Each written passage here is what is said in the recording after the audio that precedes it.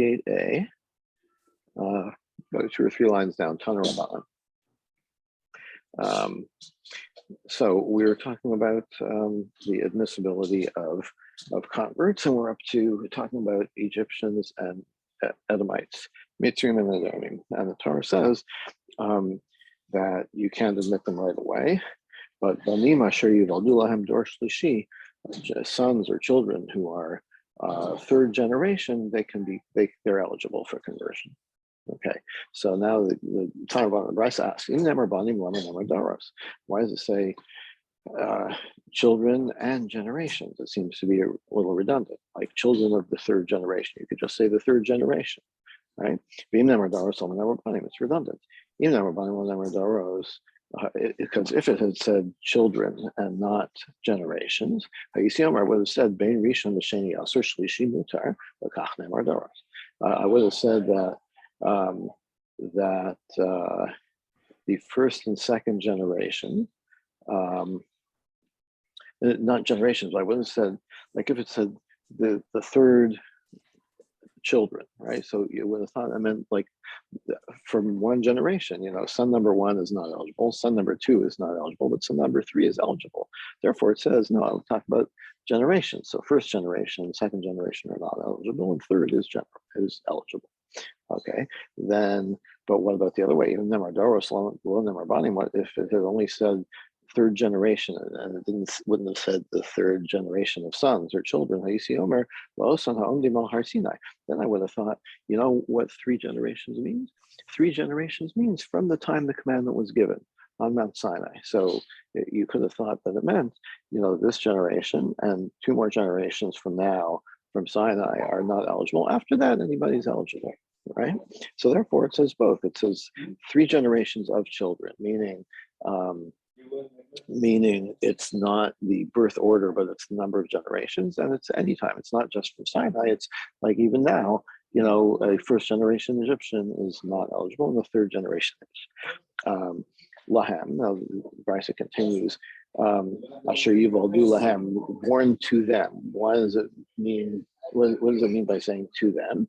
Mehem Minei. Counting from, like, which is the first generation? Is it the convert himself, or is it the child of that convert? Which counts as generation number 1? So Lahem tells you that it's the convert himself who is considered generation number 1. And also Lahem Halecha Harpsulan. And also you should follow the disqualification. So if a male convert marries a Jewish woman or vice versa, then the status of the child follows the unfit parent, the unqualified parent. So again, if an Egyptian marries a Jewish woman, then is he considered Jewish, or is he considered the second generation Egyptian? The answer is always go after the least qualified. So he would be considered second generation Egyptian. And you also need this word to them in addition to who are born. Right, who are born to them need both. The because it only said who are born, children who are born. That would mean that who's the first generation? Start from the first generation is the child. So that's why you have, this is a bit repetitious for what I said before, but that's why it says born to them. The extra word to them indicates that the convert himself is the first generation. Because Rahman Allah, if it only said to them, but that didn't say born to them, then I would have thought that, let's say you have a woman, an Egyptian woman who is pregnant and she converts. So I would have thought Hiu bin Ahad. So I would have thought that she's first generation, but also the child is a first generation because the child was already, in utero when the conversion took place. So, because Rahman sure you will do. Therefore, it says no. You count from birth, right? So when that child was born, that child is the second generation. Now we have another redundancy, sort of. Here regarding the Mitzri, it says born to them, and regarding a mamzer, it says born to him, right? So why are both of these extra words included? Because If the Torah had only said born to them regarding the Egyptian convert, I would have said, okay, when does the child's status follow the least qualified parent, right? Only in the case of Egyptians, because there was no original Jewish blood there, as it were. Okay, but a mamzer, true, there's a disqualification. There's a disqualification regarding the child because the parent is a mamzer, but at least it's a Jewish mamzer. Right? So I might have thought that then you're better off. So maybe you don't have to consider, like, a mamzer is qualified after 10 generations. So I might have thought, when do you start? You can start counting, earlier. Because Rahman Agami Mamzer, if the Torah only said this extra word to him regarding the Mamzer, we should aim Roy Level, because I'm sorry, I said 10 generations. That's not correct. The Mamzer can never marry within the people, within the Jewish people. Alohacha, but in the case of the Egyptian, I would say, maybe not. So it tells you, to them means starting from the first generation, that the person himself that we're discussing is considered the first generation, not the zero generation. Okay, next case. What happens? An Egyptian convert is only supposed to marry another Egyptian convert, right? Until 3 generations, then they're fully qualified to marry anybody in the Jewish people. But what if you mix generations? What if I'm a first generation convert and I marry a woman who's a second generation convert, or vice versa, right? So how do you count? So Bina Shlishi Habai, the third the child is considered the third generation. Now, in other words, we go by the most integrated person, right? The second generation person is considered the parents for purposes of counting generations, and the child is already a third generation. Okay, so Alma Chazavar Basar Dite Shadinalai. So we see that this case that we're talking about is when the male is the second generation and the female is the first generation. Okay, so what do we see? That you go by the father, right? But Master Rabbi Yosef asks the following: Rabbi Tarfon Omer, we're going to see that the opposite is stated, that we go by the mother. Let's see this case. Rabbi Tarfon Omer, Rabbi Tarfon says, Yecholin Mamzer L'Tire. Actually, you can have a mamzer, as I said before, can only marry another mamzer, and there's no fix to that. No descendant of a mamzer can ever marry a non-mamzer. But Rabbi Tarfon says, you know what? Maybe we can. Ketzad, mamzer nasa shifcha havlad eved. If the mamzer marries a slave, right, then what is the status of the child? Not a mamzer, but a slave. Shichoro, and then you can free the slave. Nisa ben Chorin, so he's a freed slave, and we don't go by the father's mamzer status. We go by the mother's slave status, which can be repaired. Alma basar dida shadian bay. So we see here in this case who we go by the mother. The mother in this case is the non-mamzer. But before we said that we go by the father in the case of the male Mitzri second generation who marries a female first generation, we say it goes by the father. So more answers. There we have, in the case of the slave, the Torah says the wife and her children shall belong to the master. So that differentiates the case of the slave from the mamzer. So in other words, indeed, in the case of a mamzer marrying a slave, then we go by the woman in the case. But the general rule, that's an exception. The general rule is we go by the father. Masi Rava. So Rava asks the following. Amar Yehuda. Rabbi Yehuda says, Min Yamin Ger Mitzri Haya Hayali Chaver Mitalmida Rabbi Akiva. I had a friend, of colleague, who was a Egyptian convert, and we were students of Rabbi Akiva. His name was Minyamin, this Egyptian convert. Yamar, and he said, Ani Mitzri Rishon, I am a first generation convert of Mitzri. V'nasasi Mitzri Rishon, I married a similar person to me, a woman who was a first generation Mitzri convert. Asi Livni Mitzri Shnia. So my son is a second generation Mitzri. Let me find for him a similar person, a female second generation Mitzri. That way, my grandson will be third generation, and he will be permitted to marry anybody Jewish. Okay, so if you want to say that that we go by the woman, by the mother, in that case, like, why is he specifically saying that he has to marry his son to another second generation woman? His son who's the second generation Mitzri, could marry a first generation Mitzri, and we said we're going by the father. So the child would be a third generation because of the father, who's a second generation. It doesn't matter who the mother is, right? She could be either first or second generation. So this seems to, by specifying that he wants to find specifically a woman who is a second generation Mitzri to marry his son, who's a second generation Mitzri, in order to qualify the grandson, that seems to indicate that we go by the mother, not the father.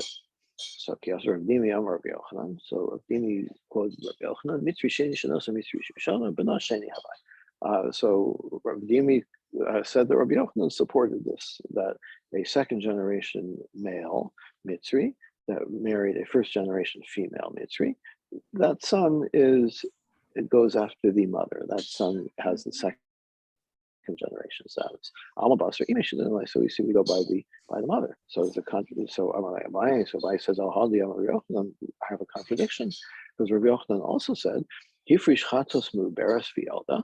If a person, this is a bit of a separate case, but we'll see. We're showing that we go by the father, not the mother. Okay, so a person.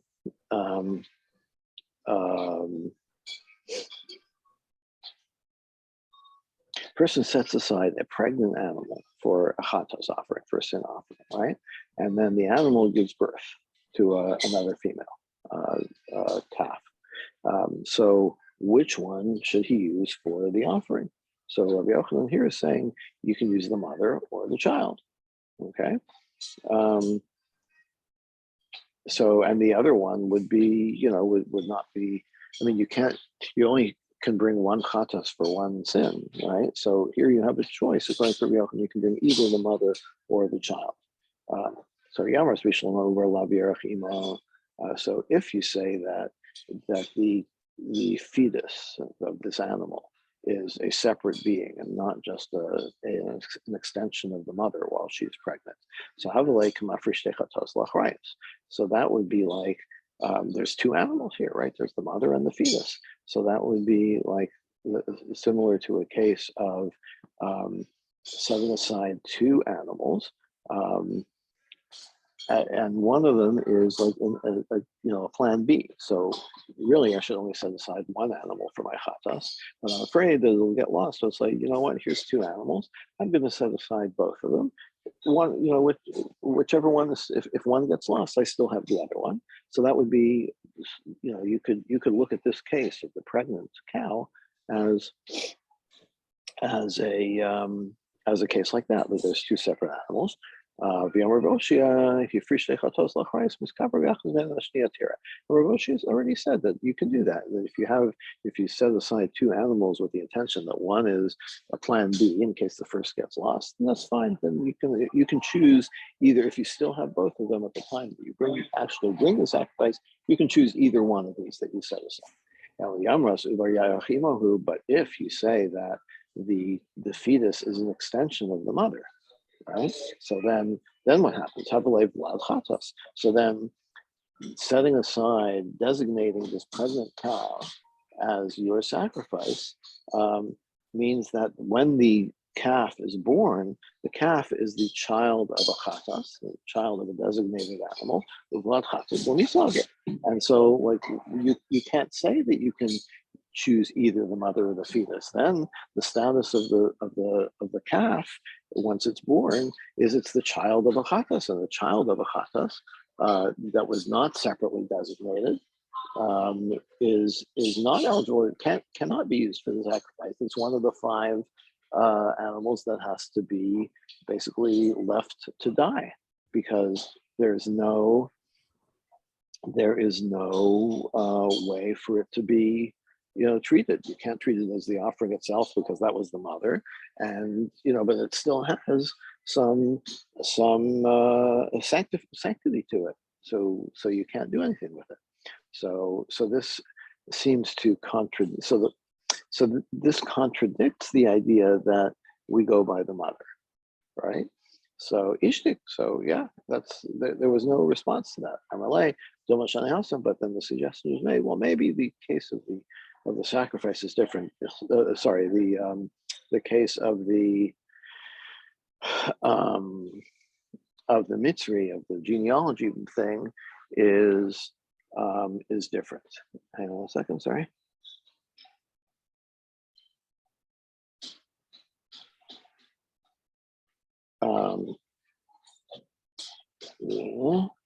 Yeah, maybe it's different because in the case of the genealogy of the mitzri, which were born. So we've seen that already. That the Torah says children who are born.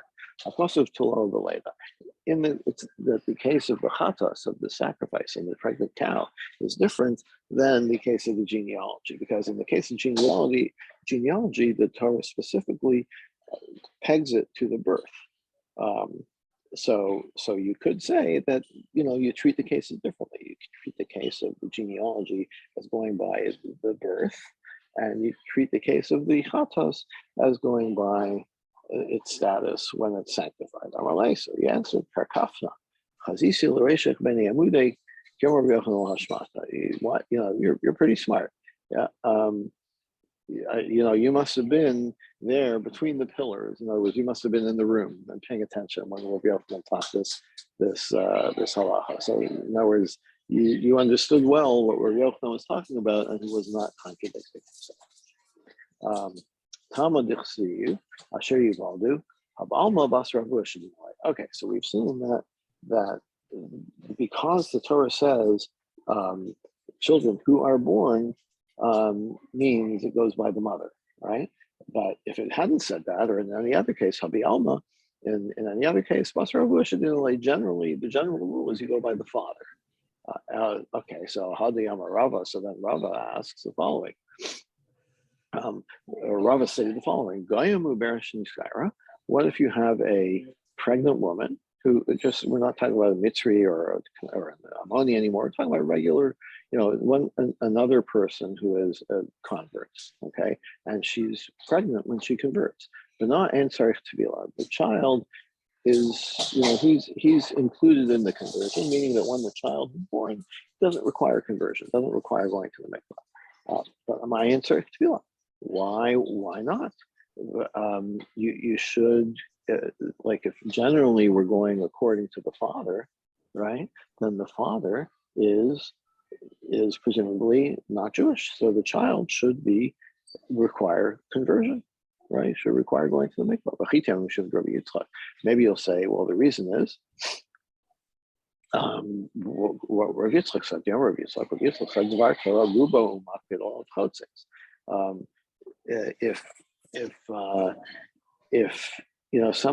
if a person is going to a mikvah, then if something is covering most of his body, then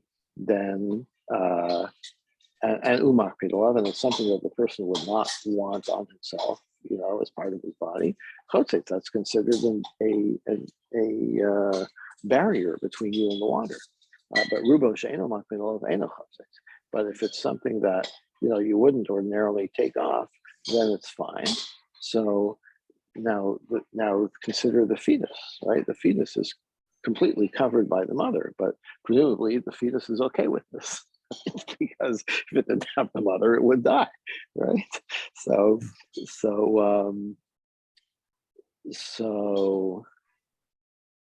the fetus should be considered having undergone immersion, the tefillah, and that's why when it is born, it doesn't require conversion again. So we can consider it a separate being, and even though it never comes in contact with the water, but it does because the mother is considered a covering that it wants to keep, right? So therefore, when the mother goes to the mikvah, the child is also included in that immersion, and that is why once it is born, it doesn't need immersion again because it's already been to the mikvah. Okay. But the Gemara continues to interrogate this.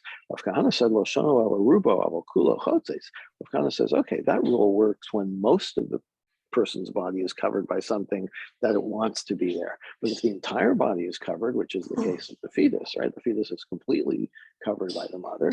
Chotzes, that is considered a barrier." So the Gemara says, "Shane ubar." Okay, that's true for a regular person. Who is covered completely by something and goes to the mikvah. There's no way that can work. But in the case of a fetus, Hainu Ravise, it's like its natural state. You don't consider the mother to be an interruption because this is an extension of the fetus. Unlike a person who is already born who's completely covered by something.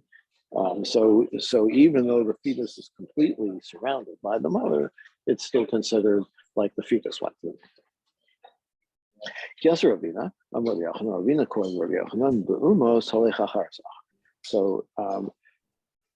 what we're talking about again, who do we go after, the father or the mother regarding the? So he says Be'umos with non-Jews, with other nations, go by the father.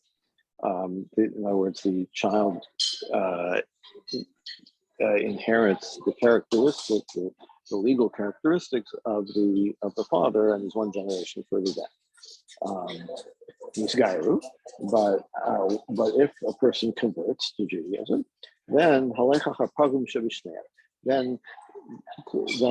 assign the status of the ger, of the convert, to the most disqualified parent, the least qualified parent.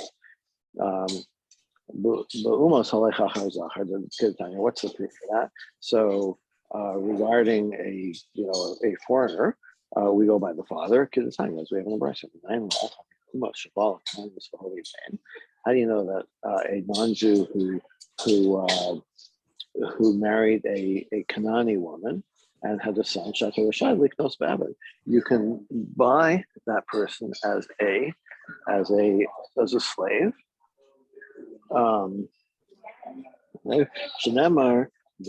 What's the proof for that? Also from the children of those people who live in your country, in your land, you can buy slaves from them. So maybe this should apply to a male Kanani who has a child with another foreigner, a non-Kanani foreigner. Maybe you can buy that person as a slave.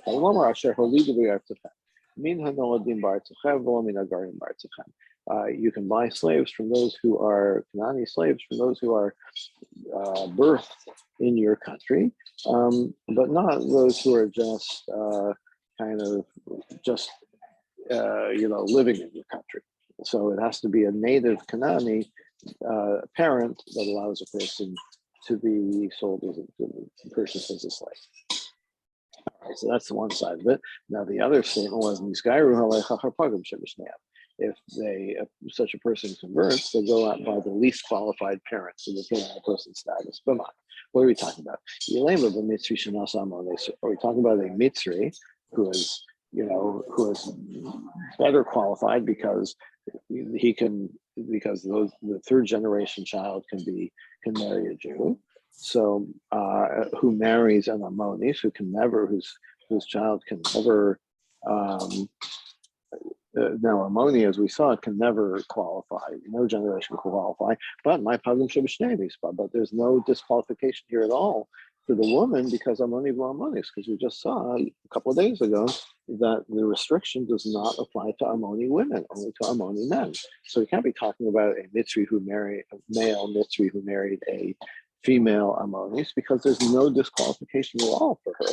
So it must be a male Ammoni that married a female Mitzri, And the female mitzri, as we saw, is subject to the same restrictions as a male. So izachar have shadye basar amoni. If it's a boy, then it goes by the amoni. The amoni is the less qualified person because, as we saw, ammonim can never marry into the Jewish people. But if it's a girl, then it goes by the mitzri because a girl child of an ammoni is qualified right away.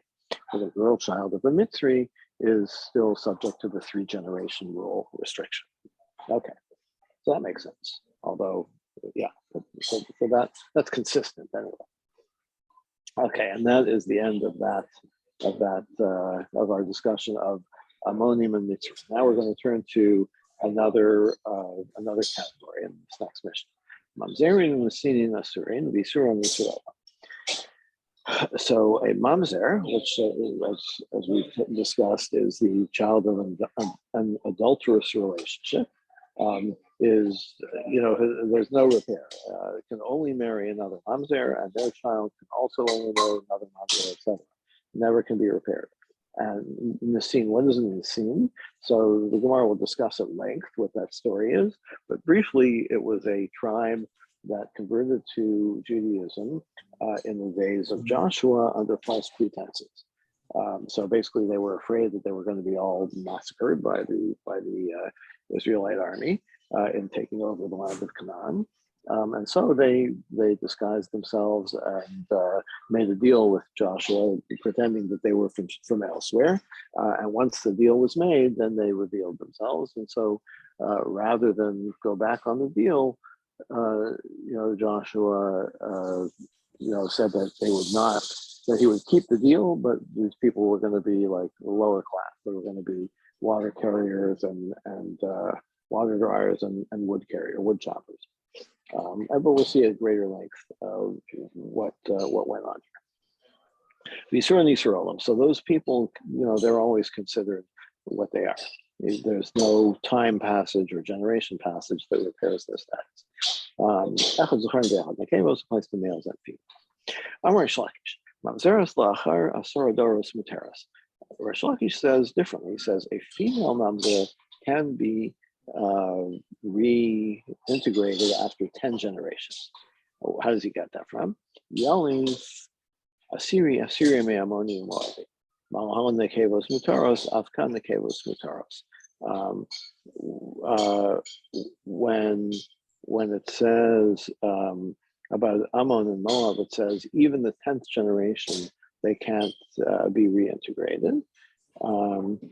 So just as regarding an Ammonian Moabite, women are exempt from the restriction, here too with regard to a mamzer, women are exempted.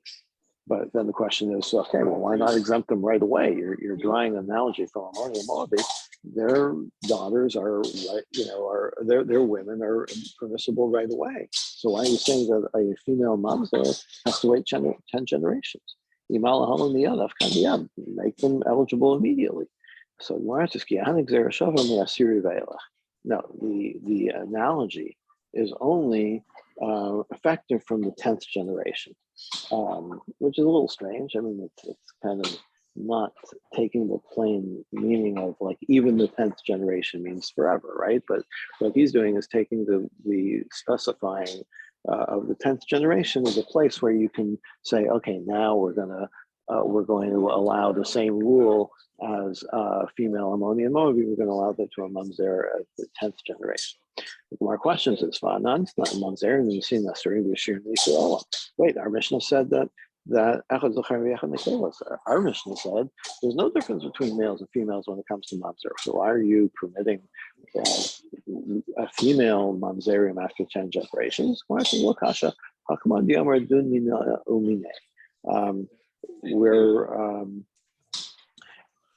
Indeed, it's not really answering the question. It is. It's agreeing that we are differing from the Mishnah and saying the reason is that they have different ways of understanding these verbal analogies. Our Mishnah understands okay, basra, Our Mishnah has the opinion that you can infer from it, but leave the rule in its place.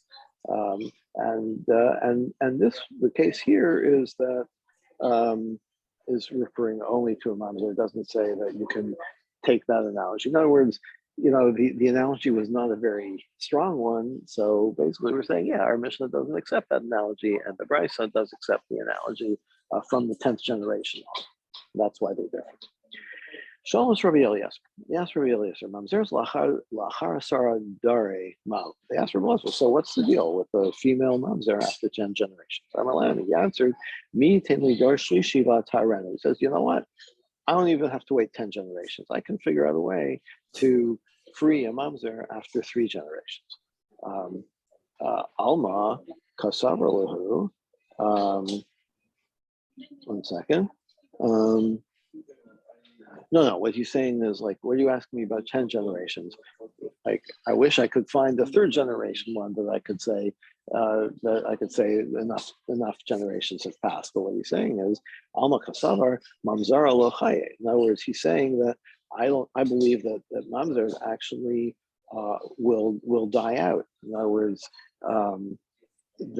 that God will kill them. In other words, that mamzerim, this is never going to happen. That you have so many generations of mamzerim. The Rahuna said the same thing. Right? The principle is that it never happens.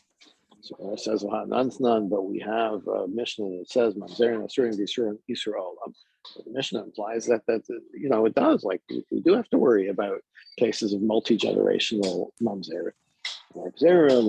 Partially this was explained to me by Rabbi Yehuda. If we know for sure that the person is a mamzer, then that person will be allowed by God to survive because everybody knows that it's a mamzer. So there's no problem of maybe somebody will marry that person. But if it is not known that they're a mamzer, when you can imagine how this happens, right? I mean, you can imagine a case of adultery where it's never revealed who the father is, right? That the father is not the husband, the woman's husband. So that is a case of a mamzer, but nobody knows that the person's a mamzer. So that person, we have faith, as it were, that that person's line won't survive. In other words, God will protect us from His prohibition against mamzerim in cases where we don't know. Diyadia v'lo yadia. But what about we're not sure. There's like a rumor that maybe this child was the child of an adulterous relationship, but there's no proof. So ad tlasadari chaye tzvei chaye. So then, what he believes is that could last for 3 generations, but after that, there's not going to be any further survivors of that line. Which is, I mean, this whole idea is kind of strange. Like if God is so keen on not having, well, all right, never mind. Not going to go there.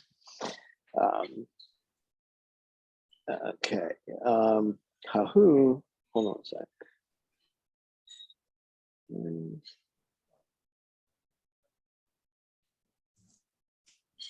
Okay. Hahu Dahavi B'Shavusi Raviami. There was a person who lived in Ravami's neighborhood. Achuz of the mamzer. There was a rumor that the person was a mamzer. Vachiv Yazil, he went around crying. People were saying these nasty things about him. I'm like, Chaim Nasakula. Rabbi Yami says, I'm sorry, the thing was there was a person who was suspected of being a mamzer. Rabbi Yami said, investigated. He said, yes, you're definitely a mamzer. And the guy was crying about it. And Rabbi Yami said to him, actually, I've given you life, right?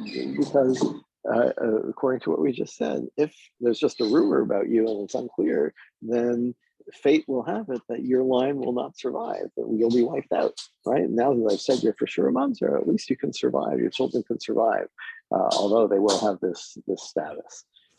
I'm not going to comment on that either. Nasinim David Gazralayim. What is the problem with marrying a Nasim? Right? Remember, the scene is also is synonymous with the Givonim, right? Who played this trick on Joshua. So Joshua never said, "Don't marry within us." It was King David who said that. Why did he do that? Shanamar. First of all, what's the source? Shanamar Vayikra Hamelech Al Givonim Vayir Alayim Givonim Lo B'Bnei Yisrael Hema. So this is a verse from Samuel. The book of Samuel said that. That like the king said to them, David said to them, you are not considered, part of the people of Israel. In other words, you can't marry within us. So that is the source for David decreeing that these people were no longer eligible to marry within the Jewish community. Okay. My Tama goes, what was the reason? You'll see, there was a 3-year drought, 3 consecutive years of drought in the days of King David. So they wanted to know, like, why is this happening? The first year, he said, maybe it's because of idol worship. It says,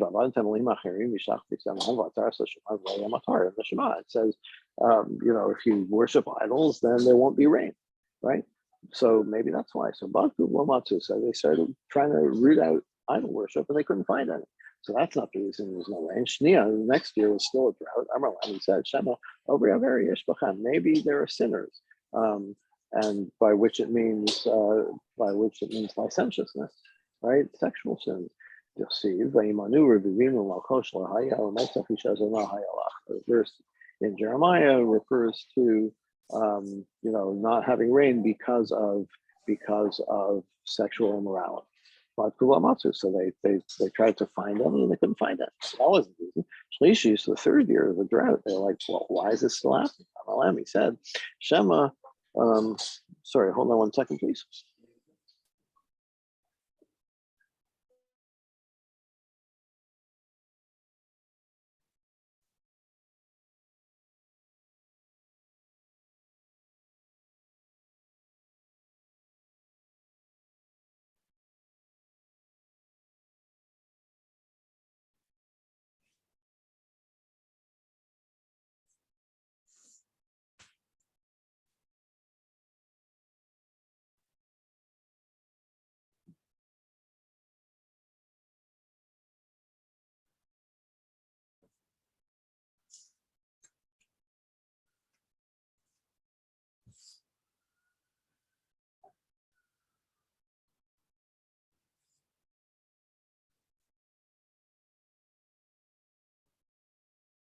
Because I aren't even up yet.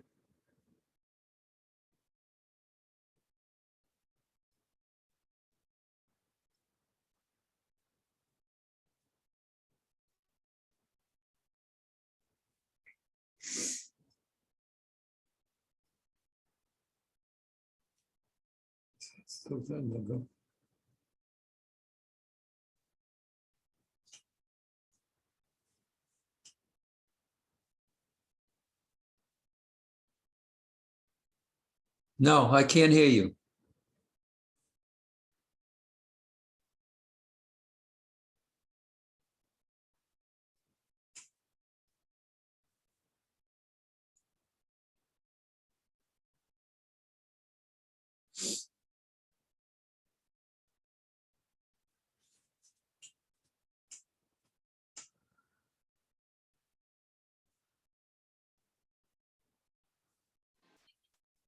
Okay, how about now? I hear you loud and clear. Good. Sorry about that. Don't know why that happened. Okay, so we're up to the 3rd year of drought. Amar Lahem. He says, Shema Posket stuck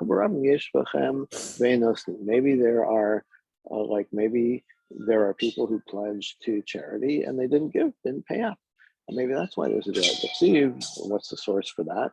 At the end, the Siyim Baruch Geshem Ayin Ish Mishala B'Matas Shaker, which links. There's a verse from Proverbs that links lack of rain to people who welch on their charitable pledges.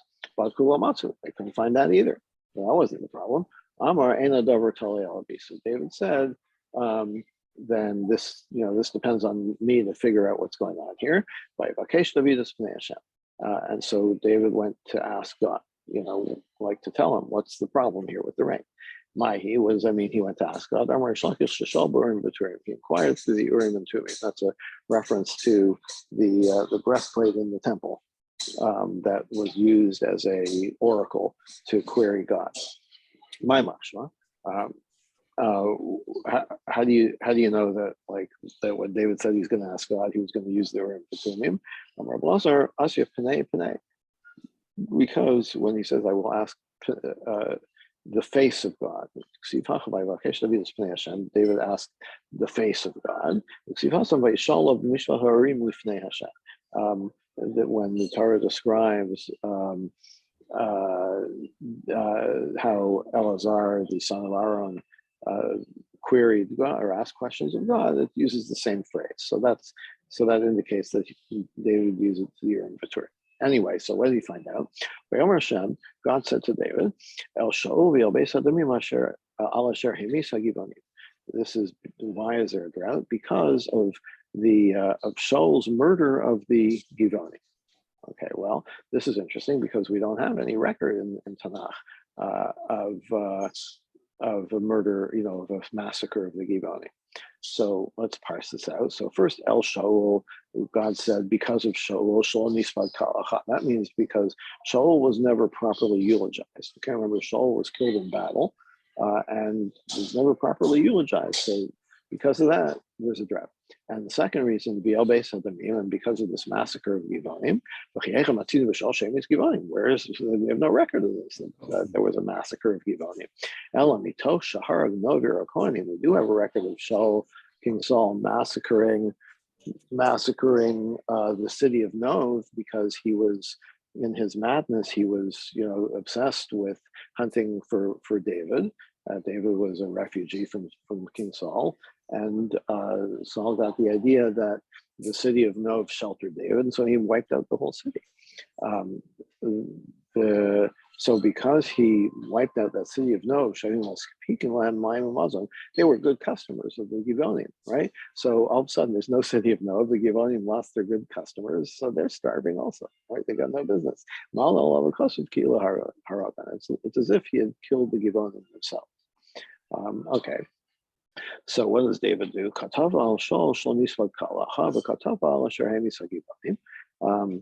So wait a minute. So there's a contradiction here. On one hand, we're saying, oh, King Saul was never eulogized properly. On the other hand, you're saying King Saul was wicked because he put to death, he perpetrated this massacre.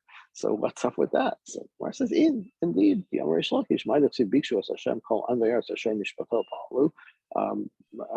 when the verse in Zephaniah says, seek out God, all of the humble of the land that have executed his justice.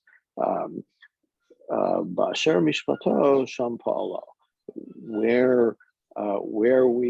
where a person's justice should be mentioned. In other words, where you should be eulogizing something, or justice, where you should be calling for justice against a wicked person, you should also mention his positive aspects, right?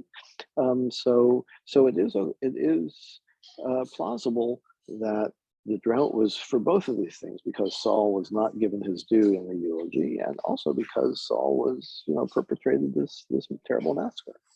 Okay, so what did he do? Amar David, Shaul nefako tracer yarchishata. David said, well, it's already too late to eulogize King Saul. It's already been 12 years since he died. Like, eulogize somebody after 12 years. So that, nothing we can do anything about it. Nesinim, but the Gibeonites, the Givonim, let's see what we can do to make it up to them.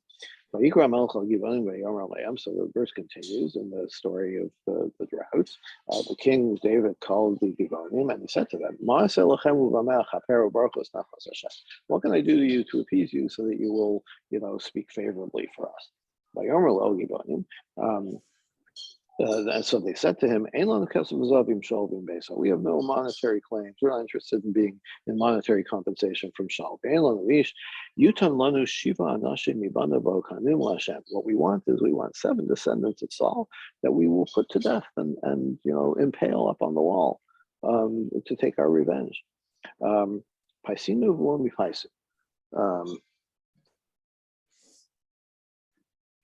one second, sorry. So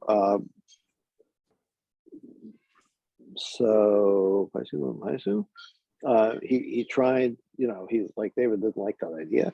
He tried to find other ways to appease them, but they didn't accept it. Amar, he said, there are 3 characteristics of Jews.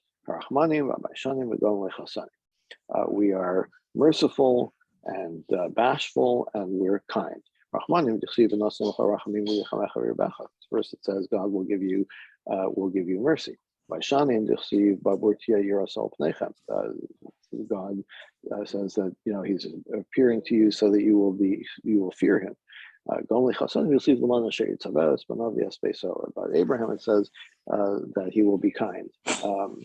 Or that he will instruct his children to be kind.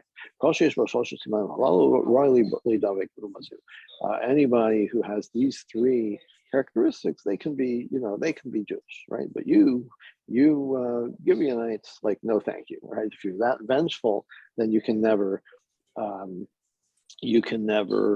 be included in the Jewish people. Okay, so we're in the middle of a long. Oh yeah, we're on 79A already. Okay, so we'll stop here and pick up this. It's a long story, so we'll pick this up tomorrow. Thank you, Dov. All right, have a good day. You too. Bye.